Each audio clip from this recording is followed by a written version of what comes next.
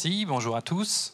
On est très heureux de vous accueillir donc, pour cette session. Donc, le nom de la session, c'est Docker redistribution des cartes DevOps en route vers le PaaS.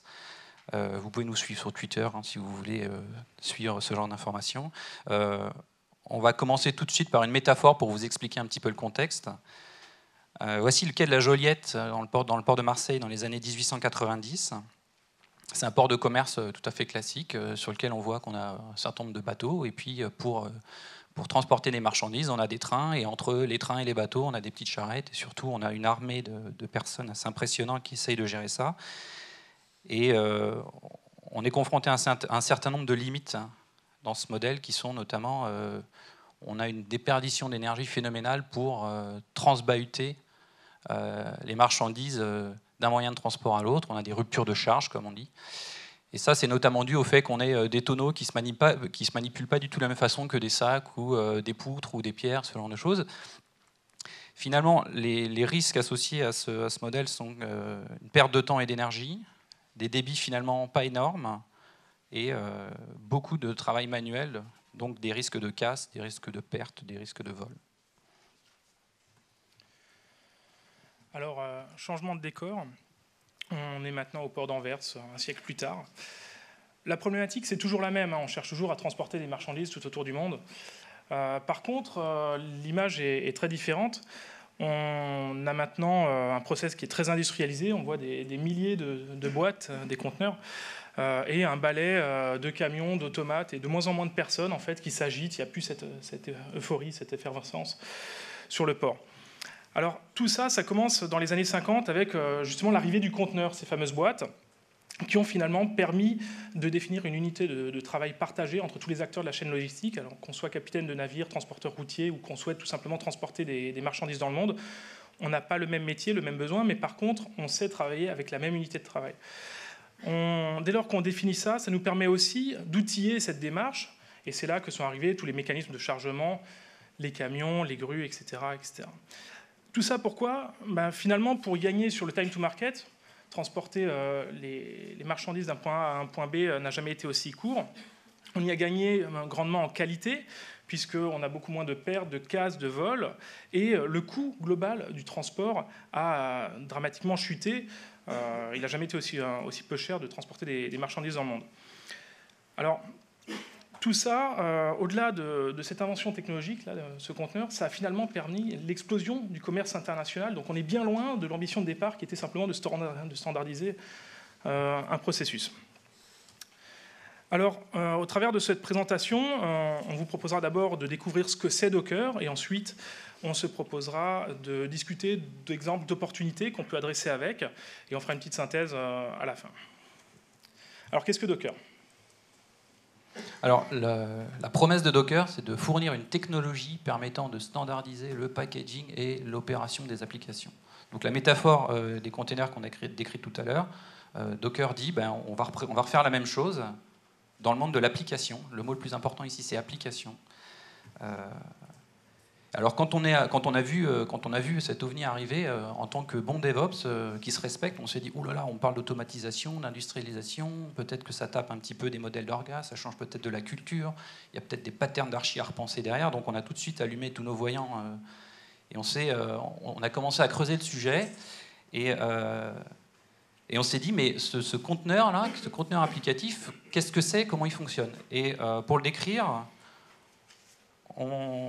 on va le décrire sous forme de ses propriétés observables et on vous propose donc une petite grille de lecture qui serait donc PODIL-ISO, PO pour portable, D pour disposable ou jetable, LI pour live et SO pour social. On va détailler tout ça. On commence par portable. Alors on va commencer par casser le mythe. La portabilité, elle est relative au monde Linux. Donc on n'est pas dans un pattern de portabilité absolue et on va expliquer pourquoi, notamment parce que on va détailler la différence entre virtualisation et isolation pour faire ça.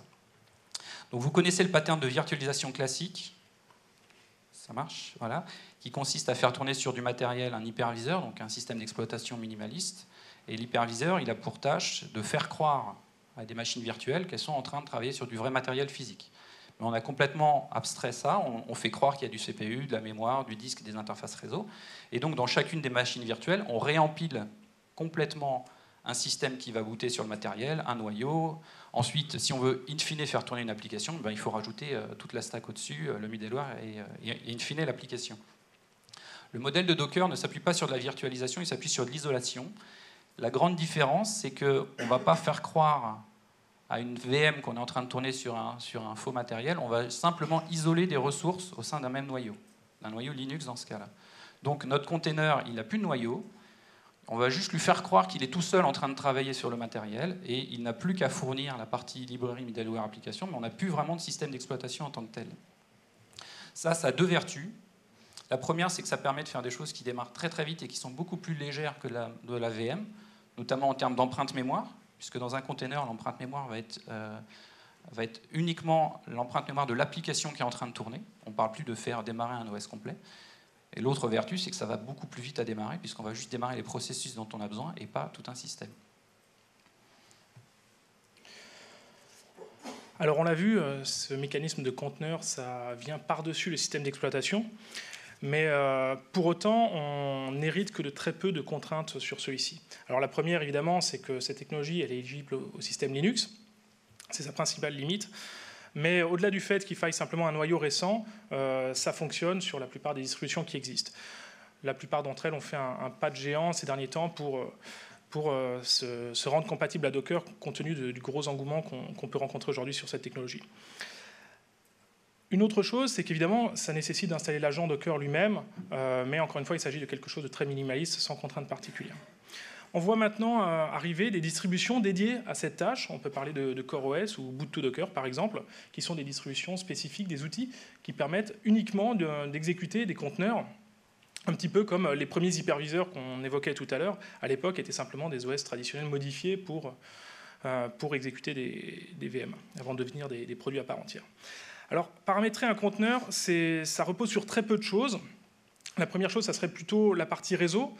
Notre application tourne dans un conteneur, elle est isolée du reste du monde et il faut explicitement définir les ports des applications qu'on veut exposer sur le monde extérieur. Donc on parle d'exposer un port, en fait il s'agit d'une logique de mapping entre l'intérieur du conteneur et les interfaces réseau de l'autre qui héberge tous ces conteneurs. Deuxième chose, c'est les mécanismes de quota. Un conteneur pourrait arriver à phagocyter toutes les ressources d'une machine et donc mettre en péril le fonctionnement des autres conteneurs. Donc il existe des mécanismes d'isolation de ressources, CPU, mémoire, qui permettent de faire en sorte que tous ces conteneurs ne viennent pas se phagocyter les uns les autres. Ça lève aussi une problématique de stockage de la donnée. On va y revenir un peu plus tard. Vient ensuite une question de démarrage des processus, puisque ces conteneurs, finalement, ils ont pour objectif de faire tourner une application. L'objectif serait de faire en sorte que lorsqu'on démarre un conteneur, on en profite pour démarrer automatiquement et implicitement l'application qu'il porte.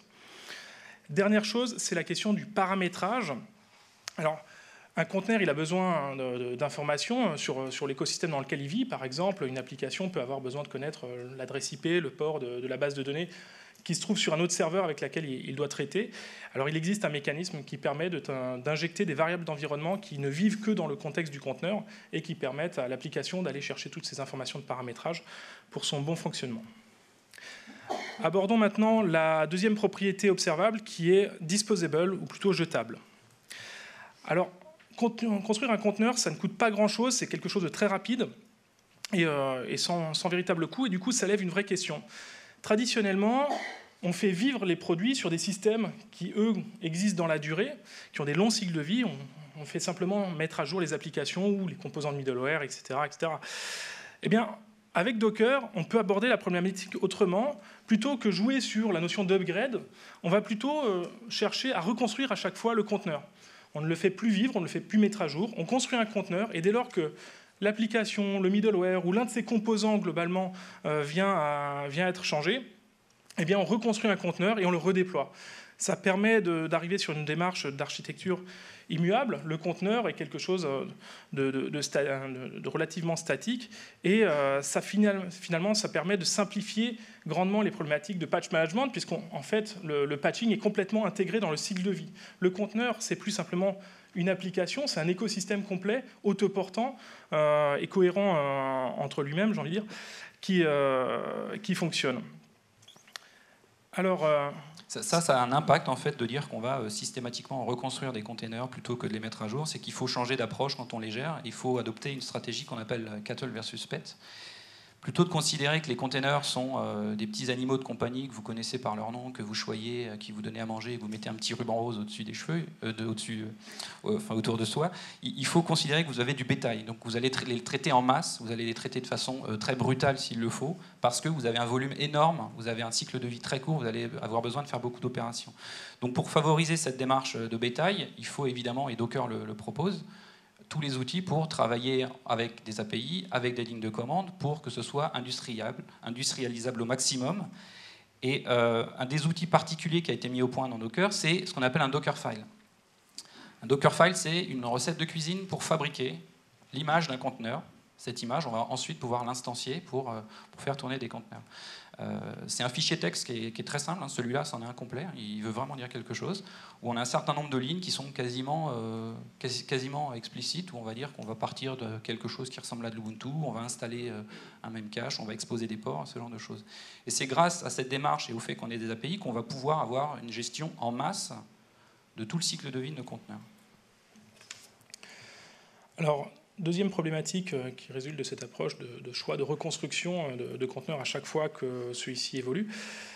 Les conteneurs ont donc un cycle de vie qui devient de plus en plus court, qui devient finalement couplé au cycle de vie de l'application, de ces versions, et ça impose dès lors d'extraire les problématiques de la donnée ailleurs que dans ces conteneurs.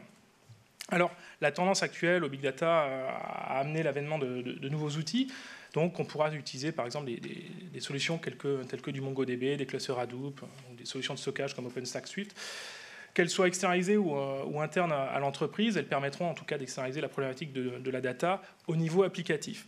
Alors, à défaut, on peut toujours traiter cette problématique de façon traditionnelle, en construisant par exemple des conteneurs de type données. Donc ça serait toujours des conteneurs Docker qui s'exécuteraient sur les autres, mais par contre ils ne contiendraient pas de processus, ils ne contiendraient que de la donnée en fait, qui serait utilisée par les conteneurs portant les applications. Ça permet donc d'avoir à la fois les applications qui vivent sur un temps de cycle court et les données qui vivent, elles, dans la durée. Dans tous les cas, dans cette deuxième approche plus traditionnelle, qu'on utilise des conteneurs ou même qu'on utilise un point de montage directement sur le file system de l'hôte, on peut toujours externaliser cette problématique sur le réseau en utilisant des SAN, des NAS qui permettent d'aborder notamment des questions de résilience sur les questions de data. Alors, dernière chose qu'on souhaite aborder sur cette question de indisposabilité, c'est l'impact que ça peut avoir sur l'architecture des applications. Alors on note deux tendances qui sont fortes. La première, c'est que la tendance au continuous delivery qui vise finalement à déployer de plus en plus souvent des petits incréments, des petites mises à jour d'applications plutôt que déployer rarement de grandes modifications. Ça va avoir des impacts sur le SLA, parce que ça veut dire déployer, ça veut dire potentiellement générer des arrêts de service sur l'application. Donc ça va être une première contrainte. La deuxième, c'est la banalisation, la consumérisation de l'infrastructure. On cherche de moins en moins à capitaliser sur des gros systèmes, sur des gros clusters de base, sur des technologies assez complexes à maintenir. On cherche à s'appuyer sur de l'infrastructure complètement commodity, qui est complètement agnostique et, je dirais, simplement bête et méchante. Ces deux constats, ça nous amène à aborder les questions traditionnelles de résilience, de haute disponibilité et de scalabilité, au niveau applicatif plutôt qu'au niveau infrastructure, tel qu'on pouvait le gérer jusque-là. Alors, ça nous permet pour aborder cette problématique, on utilisera des patterns, par exemple du stateless, du design for failure, du zero downtime, qui sont autant d'outils dans la boîte à outils de l'architecte pour pouvoir venir à bien de ces problématiques au niveau applicatif. Troisième propriété observable de Docker, c'est son côté live, c'est-à-dire le côté vivant des objets qu'on va manipuler. Alors, il faut bien comprendre que les images Docker, en fait, elles sont versionnées et incrémentales. Alors ça, c'est assez nouveau dans le monde de l'infrastructure. Les gens du développement connaissent ça par cœur parce que quand ils manipulent du code, ils travaillent toujours comme ça. Là, ce qu'on dit, c'est que le système de fichiers qui va décrire notre image et le paramétrage de configuration, il va être géré sous forme de petits incréments qu'on va ajouter les uns par-dessus les autres. Donc ça va ressembler un peu à des commit Git pour ceux qui en font. On va constituer des arbres de version avec des forks, ce genre de choses, et on va pouvoir labelliser les versions qui nous plaisent. Et finalement, le container, quand on va le démarrer, il va avoir par transparence un ensemble de calques qui se sont superposés, qui représentent l'ensemble de la construction du conteneur.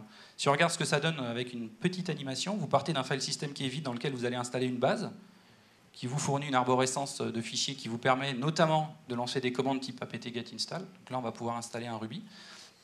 Par-dessus, on va rajouter une autre couche dans laquelle on va déployer notre application. Donc là, on prend nos fichiers Ruby, on installe nos gemmes et ce genre de choses.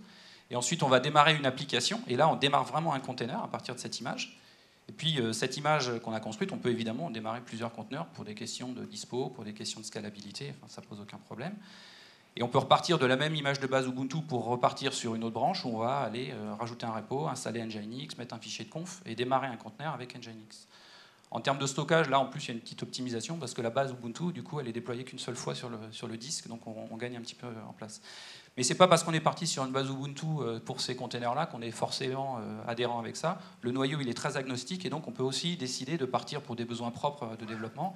Sur une base de CentOS, on va installer du Java, du Tomcat, notre appli, et instancier un container de plus. Donc ça, c'est la mécanique de base du système de fichiers par couche qui est relativement sympa à utiliser. Dernière propriété observable, c'est la dimension sociale de Docker. Alors, Docker, c'est au-delà donc de ce mécanisme d'isolation, c'est aussi un dépôt qui va permettre de centraliser des images Docker. Alors ça sert dans une démarche communautaire. Un dépôt public va permettre à tout un chacun de partager avec la communauté les images qu'il juge pertinentes. Ça permettra aux autres de venir s'appuyer sur cette image, les faire vivre, pourquoi pas les compléter et les réintégrer dans ce dépôt pour fournir un nouveau produit. On a également des mécanismes de vote qui permettent de mettre en exergue les images qui ont le plus de valeur pour la communauté, des mécanismes de trust qui permettent en fait, au-delà, par le biais d'une reconstruction des images chez Docker, en utilisant les Dockerfiles, de s'assurer que les images sont de bonne qualité et bien fonctionnelles.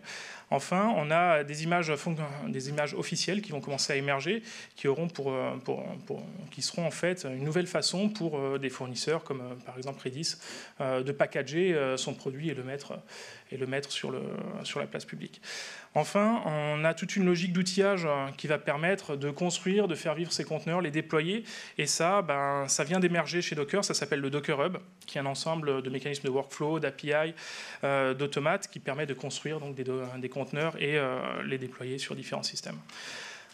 Ça, c'est pour l'aspect communautaire, mais évidemment, en entreprise, on a besoin de pouvoir avoir son écosystème à soi, et la notion de dépôt d'entreprise permet de venir construire son propre dépôt.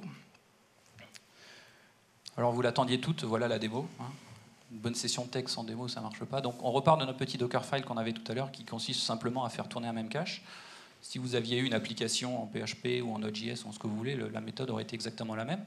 Donc, on a triché, on l'a enregistré, pour pas que ça plante. Donc, on part de l'hypothèse qu'on a déjà téléchargé en local sur le moteur Docker l'image de base, qui est l'image Ubuntu dont on parle depuis tout à l'heure. Donc, elle est présente, elle s'appelle Ubuntu Latest. Et on va construire, à partir du fichier Dockerfile, notre nouvelle image qui s'appelle memcached. Donc là, ça déroule, ça construit l'image. L'image est construite. Et donc, à partir de maintenant, si on demande à notre petit Docker qu'est-ce que tu connais comme image, il va nous dire qu'il en connaît deux, l'Ubuntu et la Memcache. Et si on regarde l'arbre, on voit que l'image Memcache, elle est fabriquée par héritage de l'Ubuntu sur laquelle on a appliqué un certain nombre d'incréments. On n'a plus qu'à démarrer maintenant une instance de cette image. Voilà, elle est démarrée. C'est en vitesse réelle, mais ça va très vite puisqu'on a dit qu'il n'y avait que des petits processus à démarrer. Et maintenant, quand on fait un Docker PS, on voit qu'on a une instance qui tourne, qui a un port exposé. Donc Memcache, c'est un petit cache mémoire de type clé-valeur. Donc à partir de ce moment-là, on peut lui parler.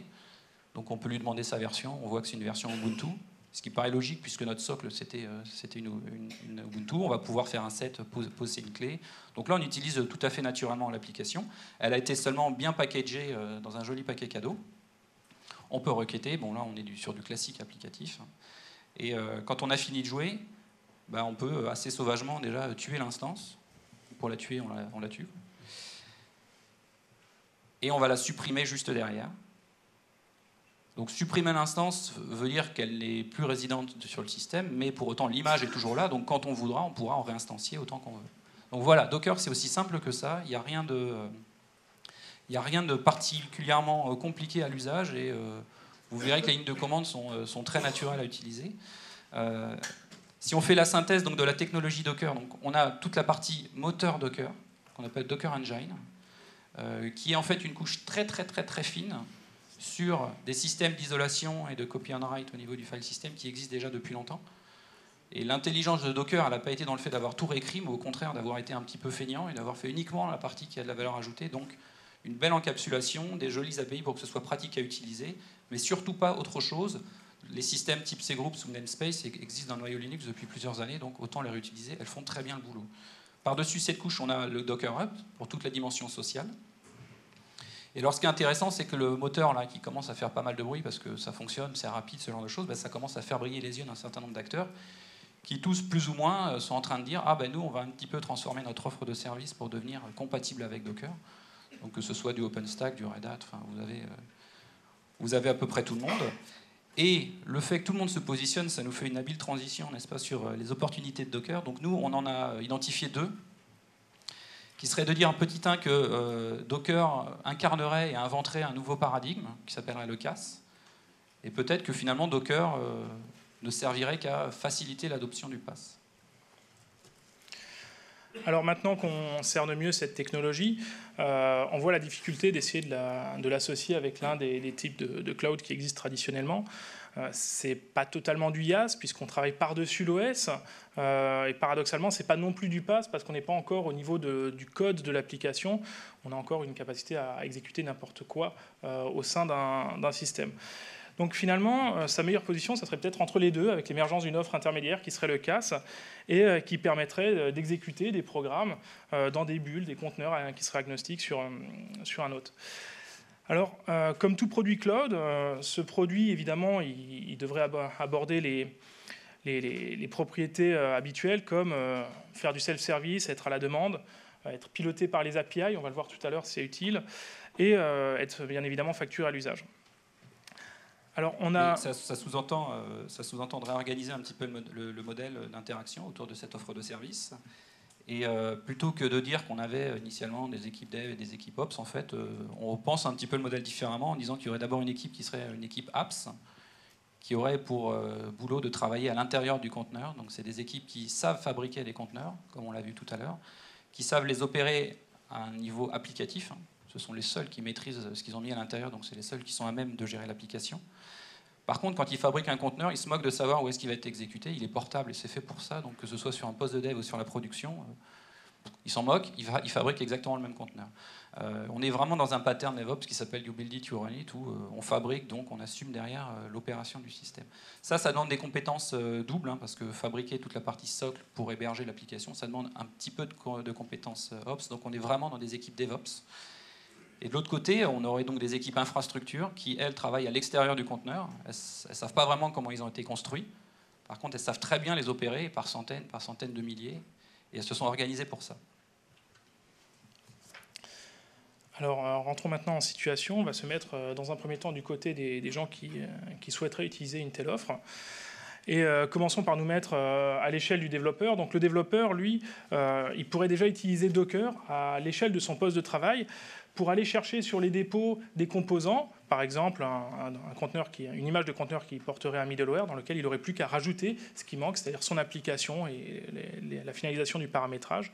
Il pourrait aussi aller chercher des modules applicatifs fabriqués par ses collègues, puisque ça lui permettrait ainsi, à l'échelle de son poste de travail, de construire tout un écosystème pour vérifier que son application fonctionne bien.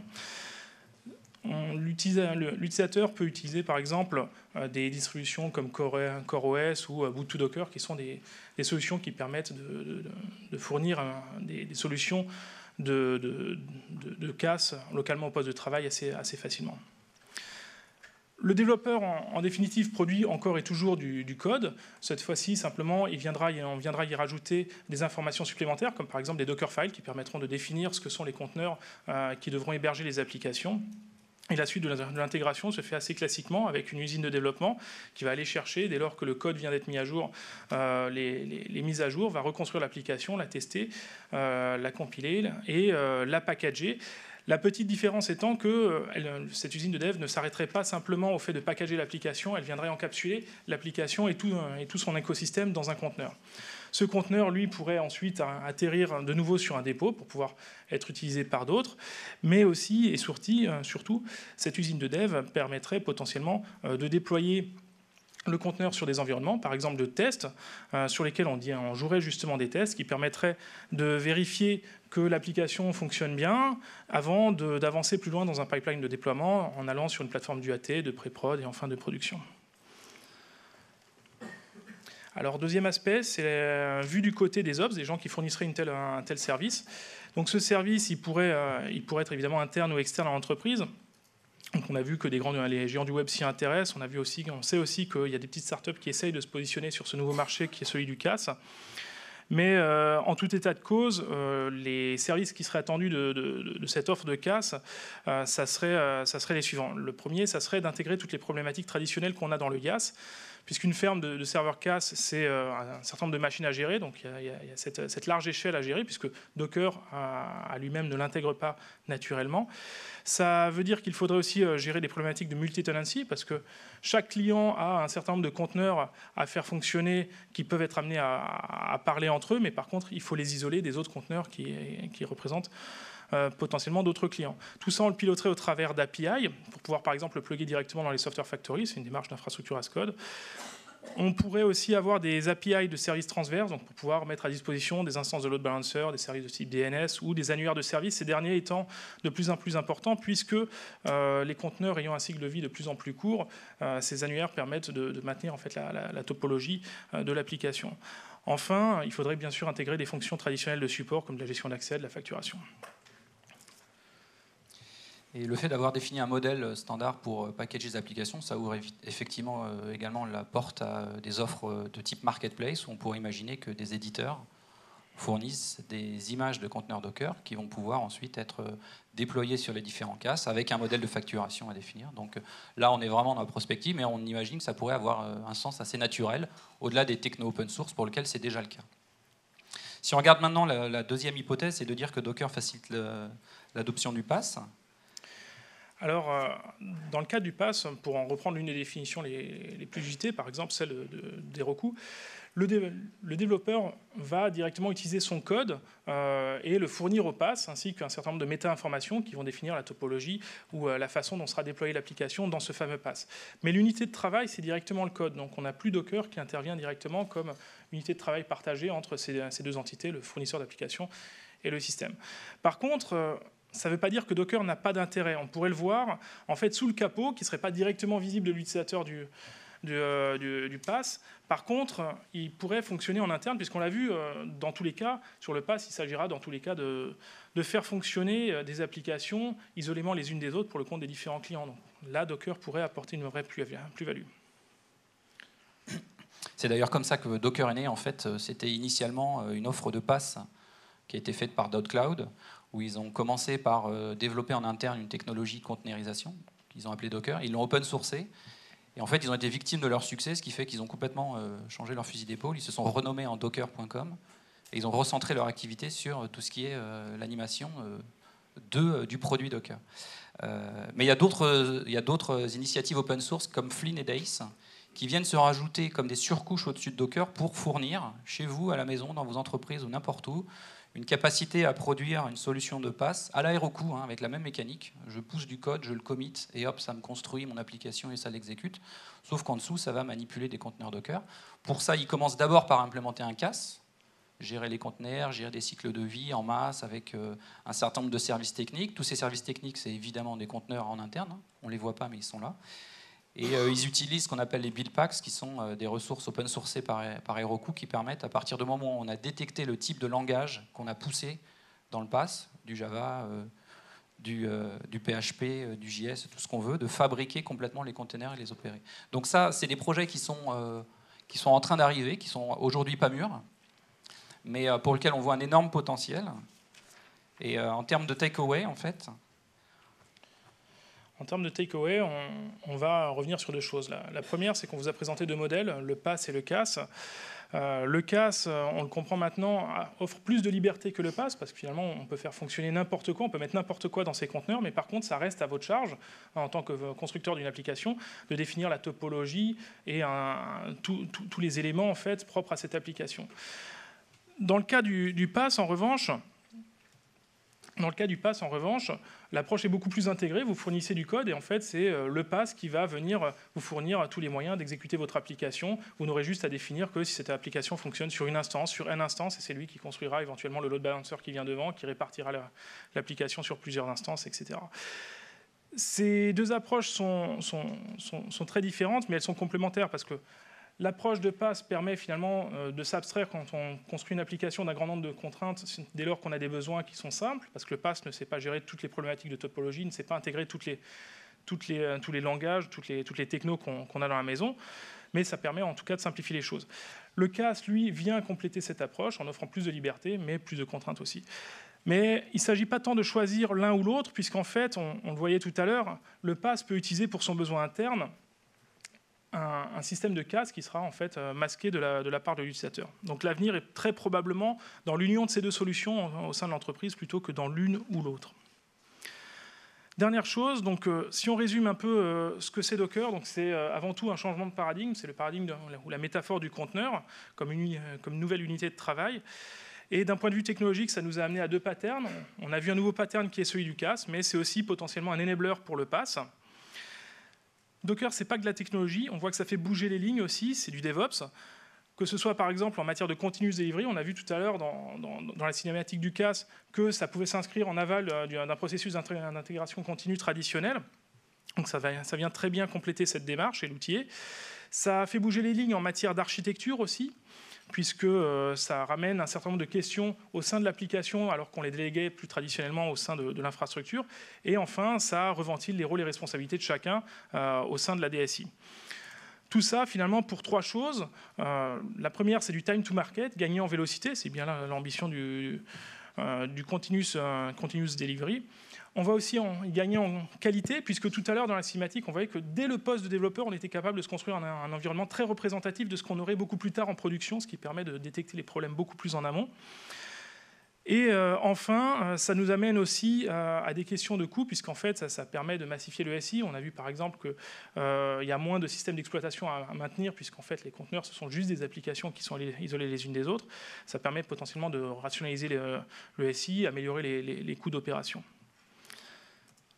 Voilà, donc le produit Docker est passé en version 1.0 la semaine dernière, je crois. Donc ils ont fait un peu de remue-ménage. Avec l'apparition donc de cet engine qui est en version stable, il y a un certain nombre d'indicateurs qui nous montrent que la maturité est en train d'arriver. Docker offre du support maintenant, des services de type conseil, de la formation. Et donc un certain nombre d'offres de cloud sont en train de se transformer pour dire, regardez, moi je sais héberger et je sais opérer des containers de type cloud. Les géants du web en termes d'utilisation sont aussi en train de se transformer. On a notamment du eBay qui est en train, en interne, pour ses besoins propres, de faire tourner des containers Docker pour tous ces travaux d'intégration continue. Donc nous, on vous invite à essayer, parce que c'est une technologie qui est assez simple d'accès, qui peut très vite apporter des gains en amont sur les phases de développement et d'intégration, parce que vous allez rapidement fabriquer des écosystèmes. Donc fabriquer un bac à sable, ça se fait vraiment rapidement, et vous allez très vite ressentir les gains. Dans un premier temps, vous allez utiliser la communauté pour capter de l'information, le temps de comprendre, de voir les images. Tiens, comment est-ce que je fais un Cassandra? Ah, bah, tiens, je vais faire un search. Ah, bah, c'est marrant, il y a quelqu'un qui a fait une image Cassandra. Je démarre un premier conteneur Cassandra, j'en démarre 2-3 autres. Hop, mon cluster est construit et ça synchronise. Ça a l'air assez facile. Dans un deuxième temps, vous allez peut-être vous-même fabriquer des images à partir d'images déjà fournies. Vous allez les améliorer et vous allez pouvoir les proposer. Et ça, vous pouvez le faire dès maintenant et on pense que c'est le moment de s'y mettre. Merci beaucoup. Merci.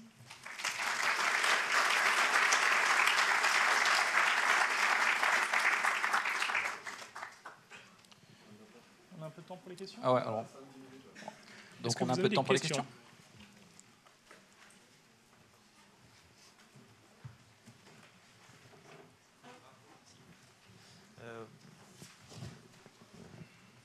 Ah oui, merci. Déjà, est-ce qu'il y a un overhead en termes de perf, comme il pourrait y en avoir avec de la virtualisation? En fait, il y a... alors on va répondre un peu comme pour la virtualisation, on va dire quasiment pas. Sauf que là, on n'a pas du tout de couche d'émulation, c'est uniquement au sein d'un même noyau que le scheduler va dire est-ce que je dois donner du temps cycle à ce processus ou pas. Donc on peut quasiment apparenter ça à du zéro. Oui. Donc j'ai une question sur les quotas. Donc on a dit que le kernel pouvait isoler et en particulier donner des quotas d'exécution pour les applications, notamment en termes de CPU et de mémoire. Est-ce que c'est possible de mettre en place des quotas en termes d'utilisation des entrées-sorties si on veut mélanger un workload batch avec un workload real-time sur la même infrastructure? Il me semble qu'il y a effectivement des mécanismes de quotas sur les IO, mais c'est à vérifier. Je ne pourrais pas en être totalement certain, mais il me semble que oui. D'autres questions ? Ça arrive, Adrien. Bonjour. Merci d'abord pour la présentation. Moi, j'avais une question, en fait, c'est comment vous envisagez organisationnellement l'interaction entre les conteneurs d'un point de vue de leur développement, de leurs tests, de leur QA. Comment vous envisagez un conteneur qui s'appuie sur un conteneur sous-jacent? Organisationnellement, comment ça se passe, d'après vous? Alors, c'est compliqué comme question. Ouais, alors peut-être quelques éléments de réponse. Le premier, ça serait le cas simple, en fait.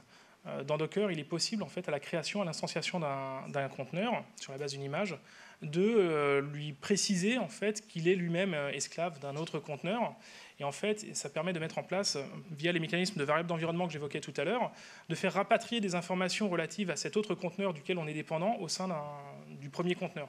Par exemple, le conteneur serveur d'application pourra récupérer dans les variables d'environnement de son contexte d'exécution des informations relatives à un conteneur qui porterait par exemple une base de données dont il aurait besoin. Le cas un peu plus complexe, ça serait le fait de généraliser ça à des topologies plus larges. Et là, en fait, ces problématiques, on va les aborder avec d'autres outils, comme par exemple des mécanismes, des annuaires de services comme Zookeeper, qui vont permettre en fait de venir stocker et capitaliser cette information et permettre en fait à tout un chacun d'aller chercher les informations de contexte dont il peut avoir besoin pour fonctionner. Tu veux rajouter quelque chose ? Ça répond à la question ? Complète, si tu veux.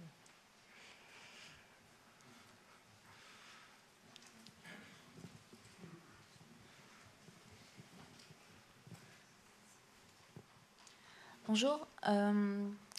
Nous, dans notre boîte, on est en train de mettre en place du Chef et du Vagrant. Et par rapport à des outils comme ça, comment vous situez Docker ? Il y a une orientation qui est un petit peu compliquée, qui est de dire est-ce que j'ai investi maintenant dans Chef ou dans Puppet depuis pas mal d'années, qu'est-ce que j'en fais si jamais maintenant je me rends compte que je peux construire mes conteneurs comme ça avec un Vagrant file, avec un Docker file, joli lapsus. En fait, aujourd'hui, on ne sait pas. Aujourd'hui, on ne sait pas, on n'a pas encore de réponse. Et ce qu'on sait, c'est qu'il y a un moyen qui permettrait d'aider et d'utiliser tout ce que vous avez fait avec Chef pour construire directement le contenu des conteneurs. Vous pouvez, à l'exécution, au lieu de dire je fais apt get install, ben, je pourrais dire en fait je vais lancer Chef en mode Chef solo ou comme on veut pour qu'il fasse en fait tout le travail de provisioning et de création de mon conteneur. Ça, c'est une façon de réutiliser vos recettes de cuisine. Pour moi, la partie Vagrant, pour le coup, elle est vraiment substituée par la partie Docker, où on va avoir un recouvrement assez fort. Ma question, c'était aussi pourquoi passer à Docker quand on a déjà un Chef et un Vagrant ? Alors, d'une part, il y a une question de positionnement. Vagrant, aujourd'hui, on va surtout le retrouver à l'échelle des postes de développeurs. On le retrouve beaucoup moins, même s'ils sont en train de changer de positionnement pour venir justement s'installer dans les environnements de production. Aujourd'hui, Vagrant, c'est essentiellement un outil pour les développeurs, donc ça comblerait des problématiques à l'échelle de son poste, mais donc c'est plus limité comme approche. Après, la partie Chef, on peut l'intégrer donc au sein d'un conteneur, donc pour définir ce que porte ce conteneur. Donc ça pourrait être assez complémentaire. Aujourd'hui, vous utilisez Vagrant jusqu'en production. On est en train de le mettre en place pour quoi, pour du dev, a priori. Non, on est comme moi, je suis côté prod. D'accord. Donc vous avez du VirtualBox qui tourne en et donc l'idée, c'est on est en train de le mettre en place. Donc un des gros freins de Vagrant, ça a été ça, c'était de dire on est parti sur une techno de virtualisation qui est VirtualBox, qui est très populaire dans le monde du dev, mais pour lequel on se pose énormément de questions en production, où on se dit mais j'ai VMware à côté, est-ce que ça a du sens? Ils sont un peu petits, mais à la fois ils sont phagocytés par Oracle, qu'est-ce qu'on fait? Donc je crois que ça a été un des gros freins à l'adoption de Vagrant au-delà du monde du dev. Là, Docker, ils ont pris une posture inverse, ils ont dit en fait, on part du postulat que ça va être opéré jusqu'en production. Donc la mécanique elle va être a priori plus simple à mettre en œuvre jusqu'en production.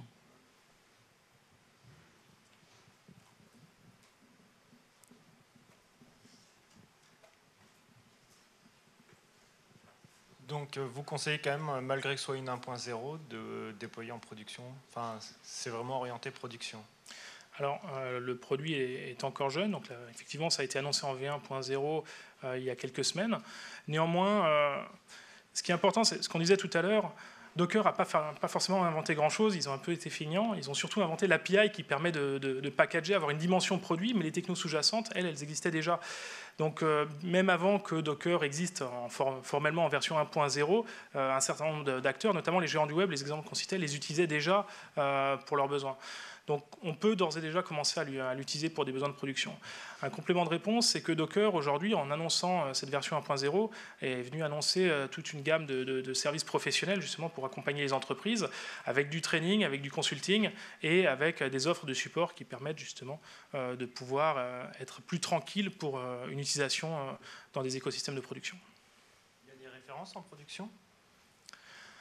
Alors, on a un certain nombre d'acteurs, mais j'aurais pas de, je veux pas dire de bêtises. Je voudrais pas dire de bêtises. La techno de containerisation en tant que telle, qui est native dans Linux, elle est utilisée chez Google. Et en fait, tous les Google Apps tournent dans des conteneurs. Donc ça s'appelle pas Docker parce qu'il avait fait un peu en avance, mais la technologie intrinsèque, c'est la même. Et elle, en fait, on le sait pas, mais elle tourne depuis très longtemps chez Google. Encore une fois, ce qu'on vous dit, c'est commencer à jouer. Attendez que les offres de services de type production soient là, que les modèles soient là, que les logiciels type PaaS soient implémentés. Mais commencez à regarder, vous avez déjà des gains à faire en amont. Merci.